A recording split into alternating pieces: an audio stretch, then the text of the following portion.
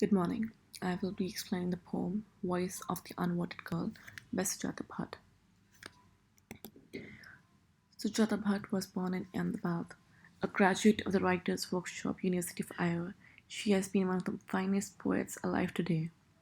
Voice of the Unwanted Girl, as its title states, is the articulation of a victim girl child who questions the inhumanity and horror of female infanticide. The poem, taken from the anthology My Mother's Way of Wearing a Sari, written with rare sensitivity and social concern, critiques patriarchy and demands for a world in which gender discriminations are erased.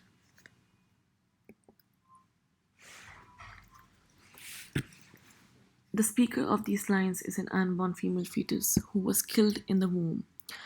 The poem is written in the form of an address to the mother by the female fetus. It deals with the social problem of female feticide. The practice of self determination and sex selective abortion is illegal and unethical, yet it has remained a widespread social evil. The poet presents the pain of the female fetus when she learns that she is not wanted by her parents. The speaker is more hurt by the realization that her mother, being a woman herself, decides against having a female child. The poem is a pungent attack on the patriarchal social structure. The poem begins with an address to the mother who has aborted her female fetus. The speaker says that she's the one who was killed when the parents learned that she was to be a girl. Once the gender became known, it was decided that a pregnancy was to be terminated. She tells about the different sounds she had heard before she was killed. It is well known that babies can perceive external sounds from inside the womb. The speaker hears the sound of the rain, the wind, and the traffic of the city of Mumbai. The speaker is sad that she could not live to experience those sounds.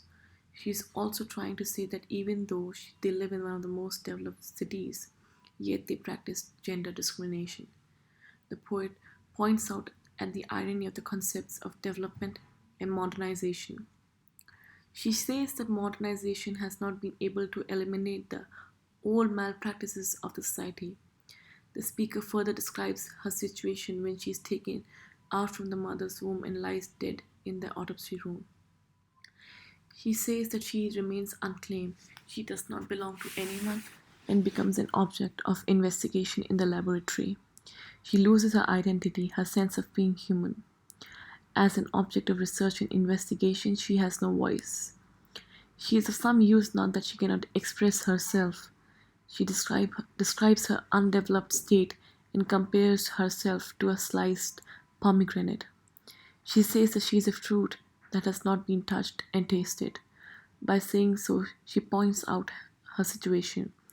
She was unloved and uncared for. No one thought of her life and her feelings, and she was brutally killed because she was a girl. She is deeply saddened by her mother's consent to the termination of her pregnancy. The hurt fetus also describes the expression on the face of her family after they learn of her being aborted. Their sense of relief adds to her agony and highlights the cold blooded conformity to the patriarchal social order. The poet comments on the inhuman nature of the society. The killed fetus tells the mother that now she would no longer come in her dreams as she no longer lives in her womb. She challenges the mother to look for her now that she does not exist. She interrogates the mother's conscience and asks her to face her cold blooded self. She blames the mother for her murder. She says that now she would no longer be a part of anyone's song, anyone's life, and anyone's memories. She won't be born and grow up like others because she has been deprived of life by her own mother. She accuses her of she accuses her mother of sending her to the land of dead, a land of no return, a land that cannot be described. She wants her mother to face the consequences of her act. She knows that it wasn't by God's will that she lost her life, but by the will of a callous and merciless humans. The fetus has now become a preserved specimen in laboratory, yet she wishes that her mother look at her face and face the consequences of her brutality. The unborn girl seeks justice for herself and everyone of her kind. Coming to the end, the final message for every person is that care for the girl child because she does it selflessly.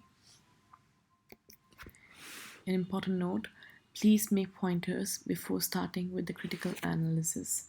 Thank you.